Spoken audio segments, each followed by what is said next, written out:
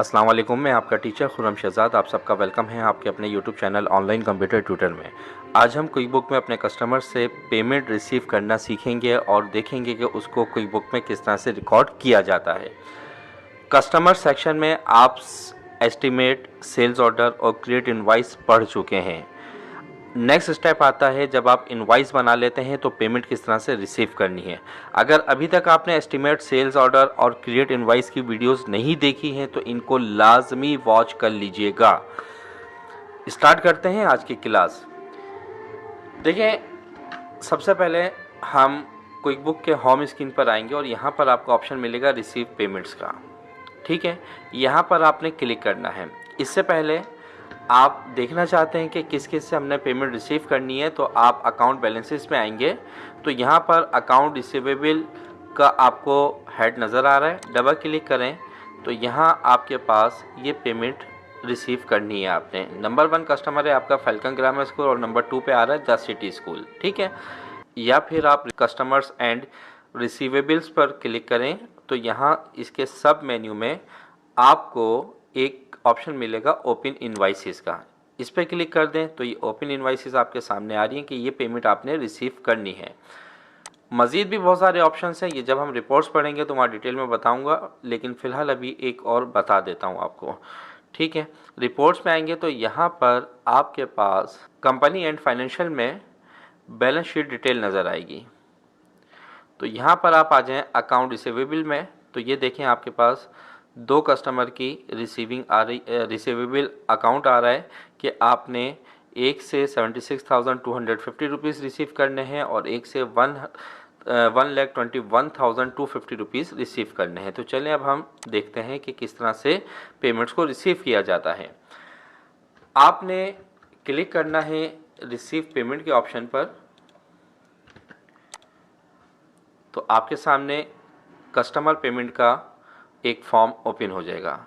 Receive from, आप यहाँ से कस्टमर को सिलेक्ट कर लें कि किस कस्टमर से आपने पेमेंट रिसीव करनी है। मैं कर रहा हूँ फैल्कन ग्रामर स्कूल, तो इस कस्टमर को सिलेक्ट किया। पेमेंट अमाउंट आपके सामने यहाँ लिखी हुई आ रही है। ठीक है, आप यहाँ पे डायरेक्ट नहीं लिखना चाहें लिख लें, वरना जैसे ही आप यहाँ पे पेमेंट के ओके करेंगे तो ये देखें ये पेमेंट यहाँ पर आ जाएगी। ये आज की डेट आ गई। पेमेंट मेथड क्या है, कैश है, चेक है। चेक है तो चेक को सिलेक्ट करें, कैश है तो कैश को सिलेक्ट करें। अब चेक के थ्रू कर रहे हैं तो ये चेक को हमने सिलेक्ट किया और यहाँ पर हमने चेक नंबर टाइप कर दिया जो भी पार्टी ने, यानी कि हमारे कस्टमर ने हमें चेक दिया है उसके ऊपर वो नंबर लिखा हुआ होगा।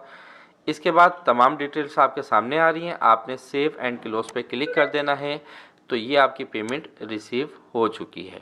ठीक है, बैक जाएं तो ये देखें कस्टमर ने ये पेमेंट आपको दे दी है। अगर आप इनवॉइस पे आएँ और बैक करें तो ये देखें आपके कस्टमर ने आपको पेमेंट दे दी है, लिखा हुआ आ गया है पेड। ठीक है, दोबारा से रिसीव पेमेंट्स के ऑप्शन पे जाते हैं। यहाँ से हम कस्टमर को सिलेक्ट करते हैं, सिलेक्ट किया, यस। ठीक है, चेक नंबर जो भी है वो आप यहाँ पे टाइप कर दें।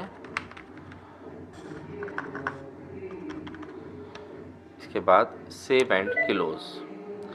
तो अब अकाउंट रिसीवेबल देखें आपका 0 हो चुका है। मज़ीद रिपोर्ट्स के ऑप्शन पे आएँ, यहाँ पे कस्टमर पे आ जाएं और कस्टमर बैलेंस समरी, कुछ भी अमाउंट नहीं देना है, 0 बैलेंस हो चुका है। इसी तरह इसको क्लोज़ करें, रिपोर्ट्स के ऑप्शन पे आएँ और यहाँ पे कंपनी एंड फाइनेंशियल के ऑप्शन में आपको मिलेगा बैलेंस शीट डिटेल। इस पर आएँ तो रिसीवेबल अमाउंट में आए तो ये देखें 0 है, आपने टोटल ये अमाउंट रिसीव कर ली है। डबल क्लिक करेंगे तो आपके पास इसकी मज़ीद डिटेल आ जाएगी कि आपने किस कस्टमर से कितनी पेमेंट रिसीव की है। मज़ीद उसके कस्टमर के नेम पे क्लिक करेंगे तो आप उसकी इनवॉइस पर आ जाएंगे और यहाँ पे पेड लिखा हुआ आ गया।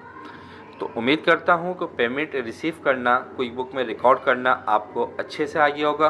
फिर भी अगर कोई प्रॉब्लम हो तो कमेंट्स बॉक्स में पूछ लिया करें, कॉल कर लिया करें। मिलते हैं नेक्स्ट वीडियो में, जब तक के लिए अपना ख्याल रखिएगा। अल्लाह हाफिज़।